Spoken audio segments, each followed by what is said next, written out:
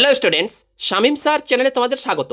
এই ভিডিও ক্লাসটিতে আমি তোমাদের দেখাবো একাদশ শ্রেণী বাংলা সিলেবাস ও নম্বর বিভাজন 2026 সেমিস্টার 1-এর জন্য। অর্থাৎ তোমরা যারা ক্লাস 11 সেমিস্টার 1-এ উঠেছ এবং তোমরা বুঝতে পারছো না তোমাদের বাংলা সিলেবাসে কোন কোন গল্পগুলি আছে, কোন কোন কবিতাগুলি আছে এবং তোমাদের সাহিত্যের ইতিহাস কোন কোন টপিক আছে, প্রত্যেকটি গল্প কবিতা থেকে কতগুলি এমসিকিউ প্রশ্ন থাকবে, সম্পূর্ণ কিছুই আজকের এই ভিডিও ক্লাসটিতে আমি তোমাদের দেখাবো। মনে রাখবে, এই যে নোটস, এই যে তোমরা দেখতে পাচ্ছ গল্প কবিতার নাম, এগুলি কিন্তু আমি টিউশনে আমার ছাত্রছাত্রীদের লিখে দিয়েছিলাম আর তাদের খাতা থেকেই এই নোটসগুলি বা এই সিলেবাস ও নম্বর বিভাজনগুলি দেখাচ্ছি। ওকে, দেখো একাদশ শ্রেণী বাংলা সিলেবাস নম্বর বিভাজন সেমিস্টার 1-এর জন্য প্রথমে তোমাদের কিন্তু জানতে হবে, তোমাদের কিন্তু ফুল মার্ক হচ্ছে 40, অর্থাৎ এই 40টি এমসিকিউ কোশ্চিন তোমাদের কিন্তু থাকবে সেমিস্টার 1 বাংলা সিলেবাসে। ওকে, প্রথমে আসি তোমাদের গল্প। এই যে দেখতে পাচ্ছ গল্প, তোমাদের একটি কিন্তু গল্প আছে, যে গল্পটির নাম পুঁই মাচা।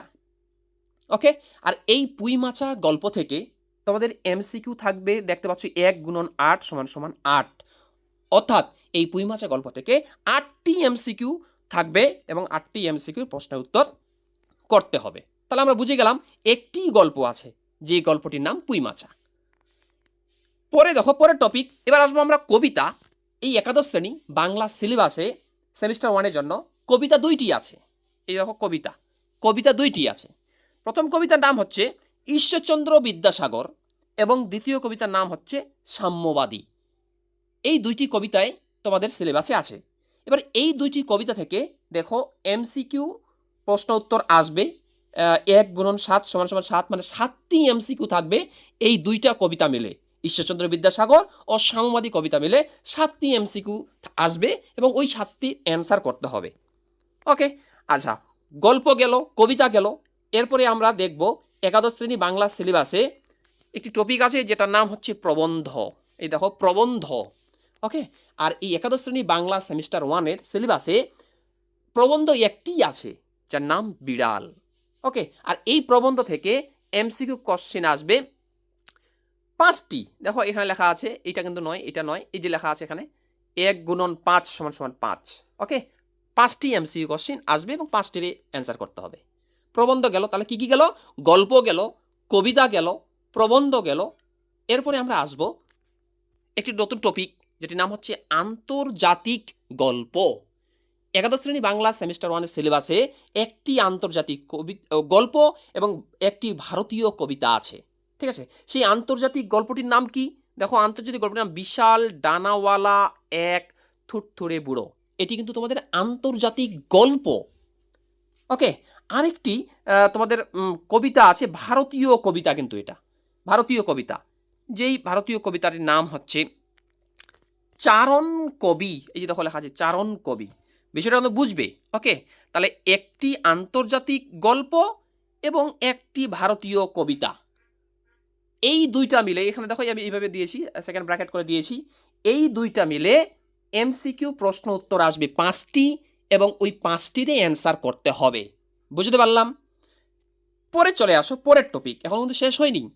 হ্যাঁ, পরের টপিক চলে আসো। এরপরে তোমাদের দেখবে একাদশ শ্রেণী বাংলা সেমিস্টার 1-এ তোমাদের 2টি বই দিবে। একটি হচ্ছে গল্প কবিতা প্রবন্ধের বই এবং আরেকটি বই দিবে, ওটা হচ্ছে, ওই বইটির নাম হচ্ছে বাঙালির ভাষা সাহিত্য শিল্প সংস্কৃতির ইতিহাস।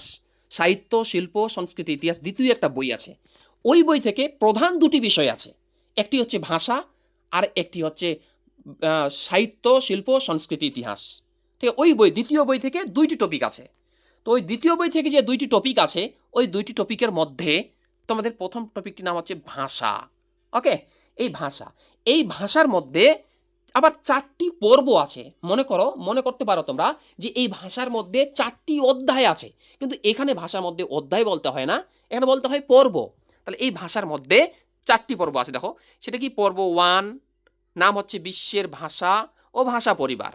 ওকে, এরপর দেখো পরের নাম্বারটা হচ্ছে পর্ব 2। পর্ব 2-এর নাম হচ্ছে কি? বাংলা ভাষার উদ্ভব ও ক্রম বিকাশ। এবার দেখো পর্ব 3 নম্বর পর্বটির নাম ভারতে প্রচলিত ভাষা পরিবার এবং পর্ব 4 বাংলা ভাষার বৈচিত্র্য। এই ভাষা থেকে 4টি পর্ব আছে, মানে 4টি অধ্যায় বলতে পারো, কিন্তু অধ্যায় বলবে না, পর্ব। আর এই 4টি পর্ব থেকে তোমাদের এমসিকিউ কোশ্চিন আসবে। দেখো এখানে লেখা আছে এমসিকিউ, হ্যাঁ, 1 × 5 মানে 5টি প্রশ্ন আসবে এই 4টি পর্ব থেকে। ভাষা টপিকটার মধ্যে যে 4টি পর্ব, এই 4টি পর্ব থেকে 5টি এমসিকিউ আসবে এবং সেই 5টির অ্যান্সার করতে হবে। ওকে, পরে দেখো পরের প্রশ্ন, পরের টপিক এবং লাস্ট টপিক। তার আগে ছোট্ট একটা রিকোয়েস্ট, যদি ভিডিও ক্লাসটি ভালো লাগে ভিডিও একটি লাইক করো, এবং তোমরা যারা চ্যানেল নতুন এরকম অধ্যায়ভিত্তিক প্রশ্ন উত্তর সাজেশন পাওয়ার জন্য আমার চ্যানেলটি সাবস্ক্রাইব করো এবং পাশের বেল আইকনটি প্রেস করে অল বোতামটি ক্লিক করে দাও পরবর্তী ভিডিও নোটিফিকেশন পাওয়ার জন্য। আরেকটা কথা বলে দিই, তোমরা যদি এই একাদশ শ্রেণীর বাংলা ও বাংলা সেমিস্টার 1-এর জন্য বাংলা নোটস ও ইংরেজি নোটস ফ্রিতে তোমরা যদি নিতে চাও, তাহলে তোমরা গুগলে গিয়ে সার্চ করবে, এই লেখাটি দেখতে পাচ্ছ স্ক্রিনে, www.shamimsir.in। ওইখানে আমার নিজস্ব ওয়েবসাইট আছে, ওই ওয়েবসাইটটা খুলে যাবে। ওই ওয়েবসাইটটা খুললে তোমরা ওইখান থেকে শামীম স্যার ওয়েবসাইটে ক্লিক করে ওইখান থেকে একাদশ শ্রেণী বাংলা, ইংরেজি, ইতিহাস, ভূগোল, দর্শন, রাষ্ট্রবিজ্ঞান, যার যেটা সাবজেক্ট, প্রত্যেকটি সাবজেক্ট থেকে নোটস তোমরা বিনামূল্যে আমার ওয়েবসাইট থেকে কালেক্ট করে নিতে পারবে। মনে রাখবে ওই ওয়েবসাইট থেকে আমি প্রতিদিন আমি নোট আপলোড করে থাকি। ওকে, বুঝতে পারলাম। এবার চলে আসো লাস্ট টপিক, একাদশ শ্রেণী বাংলা সিলেবাস ও নম্বর বিভাজন সেমিস্টার 1-এর জন্য লাস্ট টপিক। যেটা বলেছিলাম তোমাদের যে দ্বিতীয় বই আছে, এই দ্বিতীয় বইয়ের মধ্যে 2টি টপিক আছে। একটি হচ্ছে ভাষার 4টি পর্ব, ওটা দেখালাম। এরপরে হচ্ছে দেখো এই টপিকটির নাম হচ্ছে বাংলা শিল্প সাহিত্য ও সংস্কৃতির ইতিহাস। বাংলা শিল্প সাহিত্য সংস্কৃতির ইতিহাস। এবার এই বাংলা শিল্প সাহিত্য সংস্কৃতির ইতিহাসের মধ্যে এখানে আবার 2টি পর্ব আছে। ওকে, দেখো পর্ব 1 আমি কি বলেছি, প্রাচীন বাংলা সমাজ ও সাহিত্য। এবং এই পর্ব 2টা কিন্তু খুব গুরুত্বপূর্ণ। এই পর্ব 2-এর মধ্যে আছে মধ্যযুগের বাংলা সমাজ সাহিত্যের প্রধান ধারা, তারপর যেমন শ্রীকৃষ্ণ কীর্তন কাব্য, বৈষ্ণব পদাবলী, চৈতন্য ও চৈতন্য জীবনী কাব্য, অনুবাদ, ইসলামীয় ধারা। তারপর দেখো এখানে লেখা আছে শাক্ত পদাবলী, এখানে দেওয়া আছে শাক্ত পদাবলী। এই টোটাল টপিকটাই কিন্তু পর্ব 2-এর মধ্যে পড়ে।